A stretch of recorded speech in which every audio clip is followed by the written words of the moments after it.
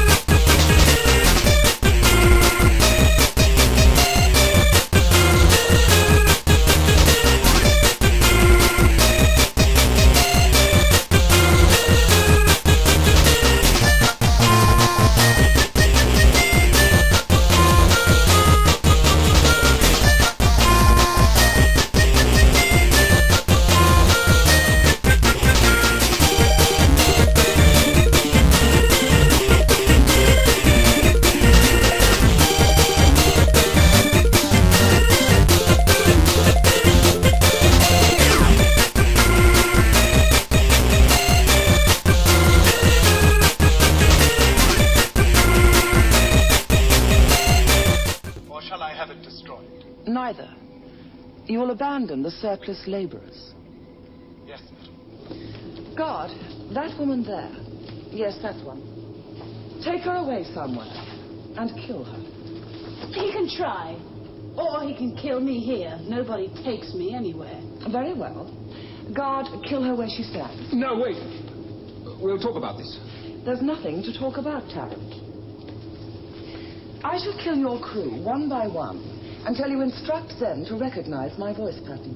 And after that, you'll kill the rest of us. Perhaps, perhaps not. I may consider a plea for mercy when the time comes. It's as well for you that just now I happen to need men like you and Ginker. Loyal, unquestioning, not prone to interfering in matters of strategy. Even so, it does seem a little excessive to afflict the whole planet merely to indulge... Indulge nothing. This, Daryl, this is merely a bonus. My primary object for Auron's affliction, as you call it, is to seize the Liberator. She's stronger than she looks. She's still resisting the drug. Double the dose. That amount could kill her. That's not important. Just so long as she talks first. Release them. Do it! Your move, I think, Travis. Take their weapons.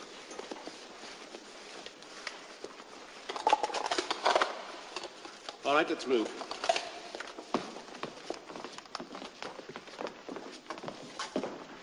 It seems as though we both failed, Travis.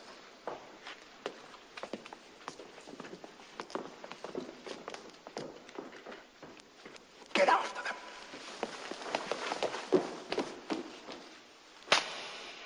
You hesitated. My life was at risk and you hesitated.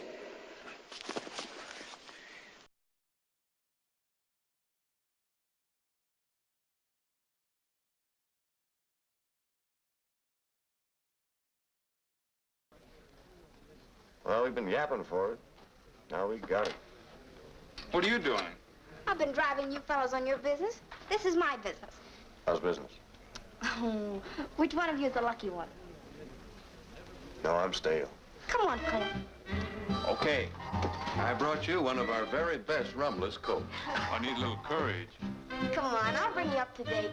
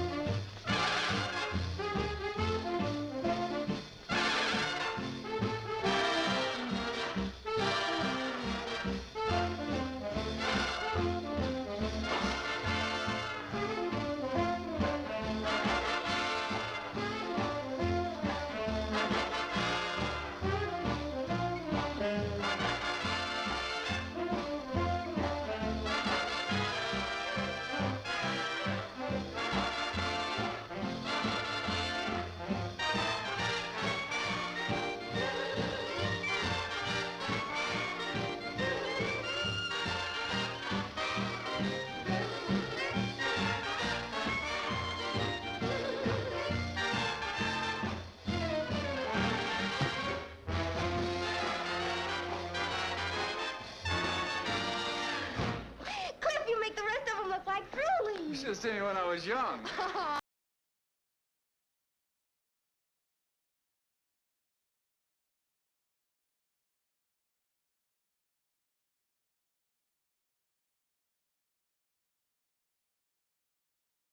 Hi, my name is Jean Porter, and let's see, I was born in 1923 on Christmas Day, and it was in a small mining town in Colorado, Dawson, New Mexico, where my dad was a miner, and we came to California when I was about 2 years old.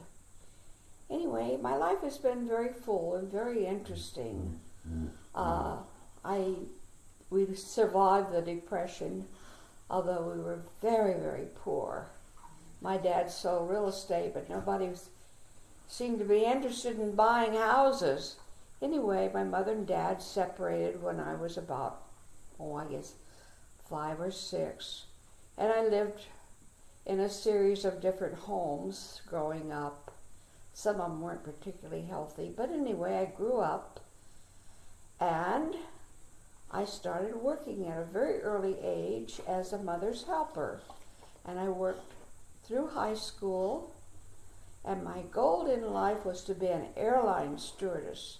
And of course, this was in it was in the early 40s, and that was a big deal. But that was my goal in life, and I just thought if I could be an airline stewardess, that everything in life would be great.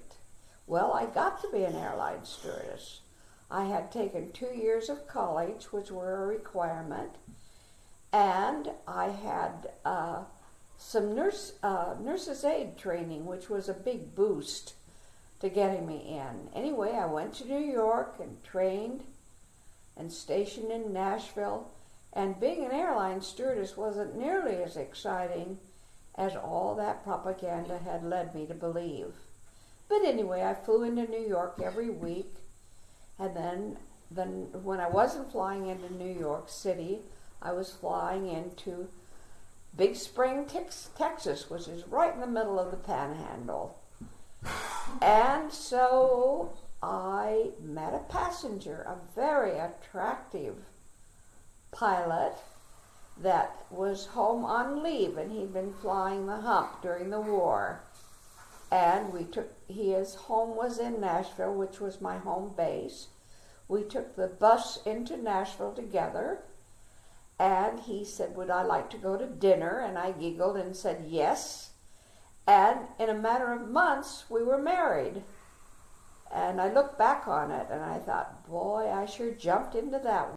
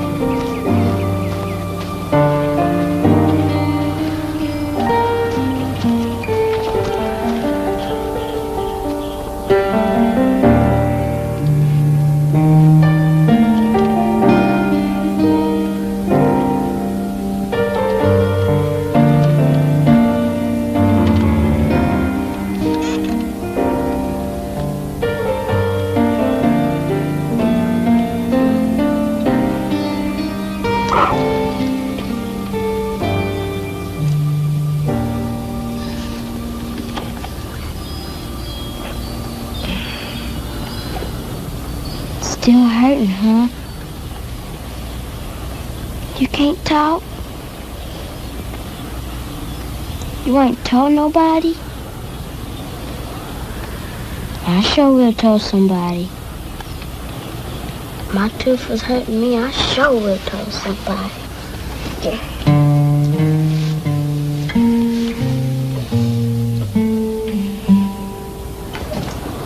All right, y'all.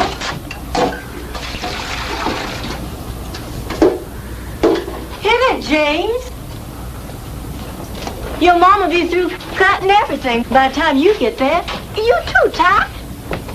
Where are you at?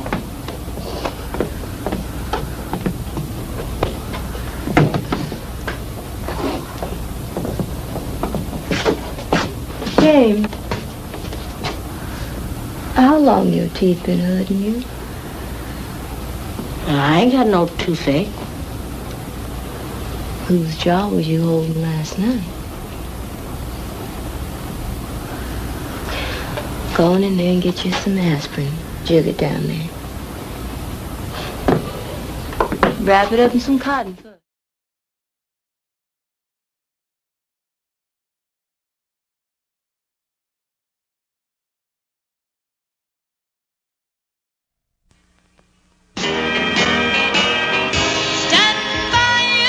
The Triple Award winner, 5 Easy Pieces. Best Picture of the Year. Best Director, Bob Rafelson. Best Supporting Actress, Karen Black. 5 Easy Pieces.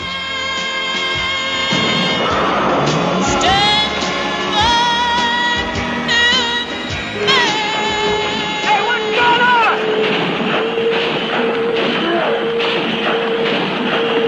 Don't do that, Bob! Don't mix in! We got the right Bob! It's a low!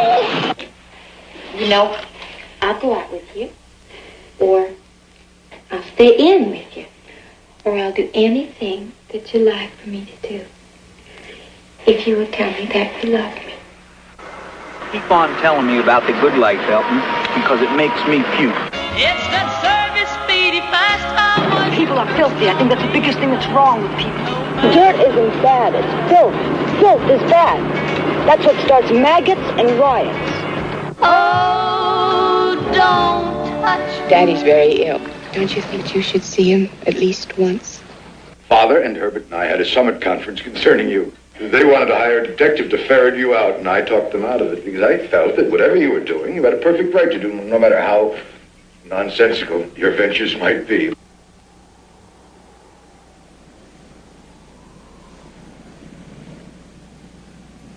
I move around a lot.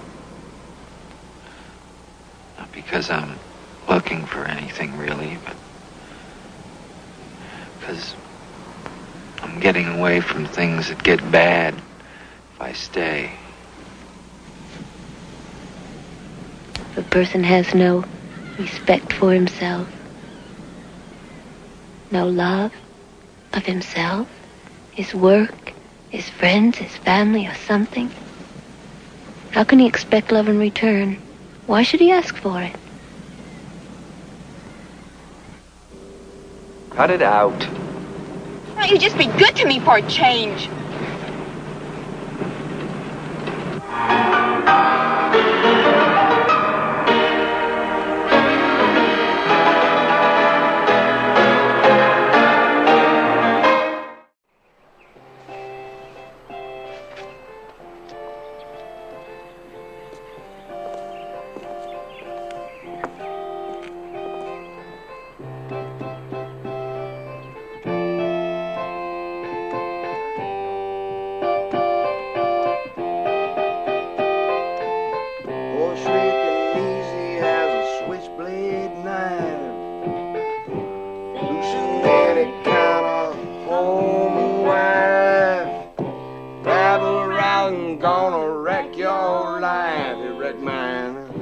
Settle down and get along. But I'm gonna be free, and wild as I was born to be. That's right. I'm sick and tired of beating down the devil in me. This is nice. I was lying. It was terrible. As I was born to be. But maybe I was back in business. Crass? Yes. But desperation sometimes calls for crass measures.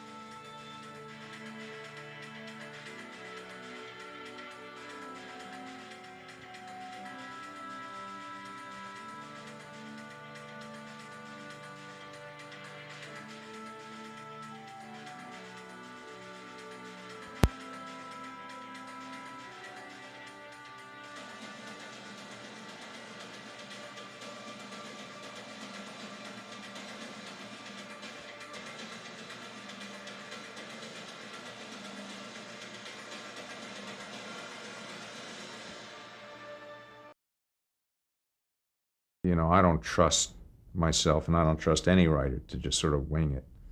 I think until you know what the skeletal structure of a story is, you can't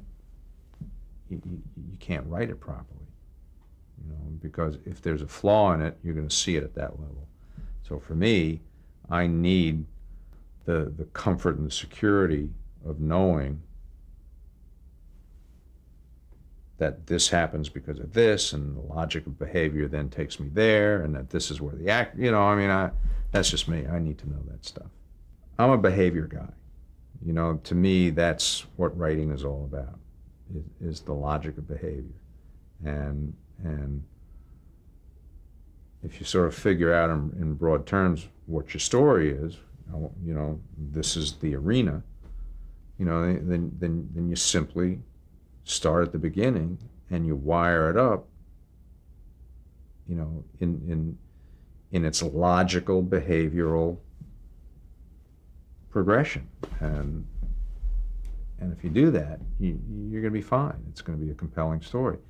I'm not that interested in suspense for its own sake. I mean, those are sort of arbitrary decisions. You know, I mean, sometimes things turn out to be suspenseful in life. But they're suspenseful as a consequence of behavior. They're not arbitrarily suspenseful. So, you know, I don't think that's where you start when you're telling a story, ever. I think what you start with is real character and real behavior and real consequence. And I think You know, if you stay true to that, all that other stuff drops in. Where do you pull those elements from? You know, the behavior, the consequences. My ass! My ass! I pull it all from my ass. I don't know. It's what we do, you know. It's 35 years of on-the-job training, and I was blessed with early on some really gifted mentors who taught me a lot about storytelling. I've never been jealous of another writer's abilities. I've always embraced writers who are more talented than I, you know, and they're people to learn from.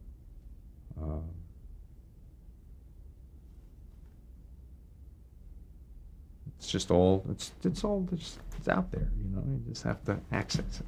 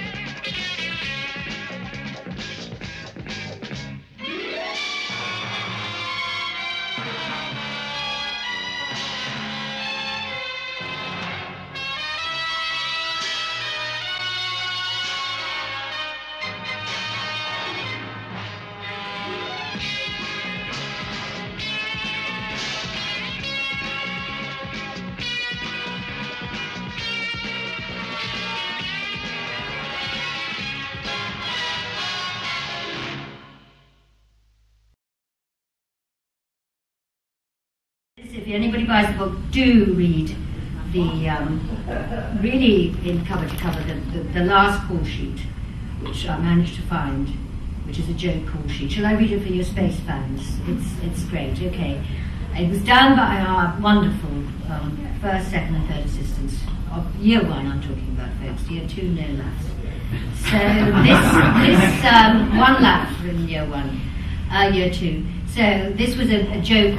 You know, we used to get call sheets every day. So it's at the top, it's got Group E Productions Limited, because it was originally Group 3 Productions, okay? Puppets Progress TV series. Set, interior Mission Impossible, obviously. Episode, Space Jambon, which as we all know is ham, okay? Call sheet number 1999. Director, Jockstrap. Stage landing. Date, 29th of March 1975. I presume that was our last day. I cannot say. It must have been. I know it doesn't kind of marry in, but I wonder why did they pick that date? So maybe it was. Unit call, help. Artiste, and it goes, and this is naughty folks, but I didn't do it. So you've got artist, makeup, and time you wanted on set. Okay? So it says, and this is their take on what their jokiness is, right? So it's Martin, who's Groucho Landau. Makeup 8 o'clock, on set at 8:30. Barbara, are you sure they need me now, Bain? And I will explain these. Now this is naughty. Makeup 5:30 a.m. On set 3 p.m. I didn't do it. The reason why Martin was Who's Groucho is that in between, you know, he got this thing, he used to do the, oh, Who's Groucho? He was always doing that, so that's it. And Barbara, bless her heart, you know, Steve or Roy II would go up and say, Barbara, they need you. Do they really want me now? She'd always say, you know, they want you on set now. Do they really want me now? Barry, I can't find Uma, and he had 2 arms more. So he was another 8 for 8:30. Nick, I'm going over the top again, Tate. Because I think, you know, in one of the episodes, he does actually say I'm going over the top, because, you know, which the whole crew just thought was written for him. He's actually called at 8 a.m. at 7 a.m. to be on set at 11. Prentice, I'm pleased I'm not the lead in this episode, thank you. I'll skip the makeup calls because they're all actually, normal, 8 for 8:30. Zienia, I gave Gregory Peck his first screen kiss, Merton. Clifton, I've forgotten my line again, Jones. Naughty. Anton, you just heard that in black and white, Phillips. Right? Main mission operatives would be named, but as usual, we can't find them. Stand-in, Suzanne Heimer, who stood in for Barbara. In brackets, she is not Alan Meacham. Alan Meacham was Martin's stand-in. So Susan Heimer, she is not Alan Meacham's mother. Anyone else's, maybe. Props, as always, hidden in Michael's box when they ought to be on the floor. Michael was our set dresser. Art department to refrain from wearing tights during working hours. A makeup test for Michael Barnes, who was our casting director, and Keith Wilson to ensure they don't clash at party. Sound, Nick Tate. Special effects to supply vibrator for the art department. Stunt arranger Charles Crichton has own fall pad. Wardrobe, with the Joker who stapled Martin's jockstrap together, please send an anonymous get well card soon. Catering, Helen Bevan and Co. Reduced rates for weddings and bar mitzvahs. Accounts for those who were unsure. Terry Connors was working on Space 1999. He was our accountant. Camera, Frank Watts, who was our lighting camera, wonderful man, known to his friends as Purple Robes. This I don't understand, so it's obviously some in-joke, behind the scenes, but known as Purple Robes, is now contracted through Ever Ready Batteries Limited. Transport, motorcycles supplied by Lee Katzen. Collection for A. Atkin, as he could no longer play the piano. Free tours of Watney's arranged by Brian Borum, who's one of our drivers. So again, these are in jokes I'm not sure about. Doug Lister to pick up Monty Berman and return and return and return and return. And again, I don't understand that one. Production note, rumour that Alan Meacham and Ron Fry were in the RAF together was false. It was the Merchant Navy. P.S. It is pure coincidence that Ray Austin's new home looks like the section that is now missing from main mission. P.P.S. Good luck to all. Assistant director, all of whom are available.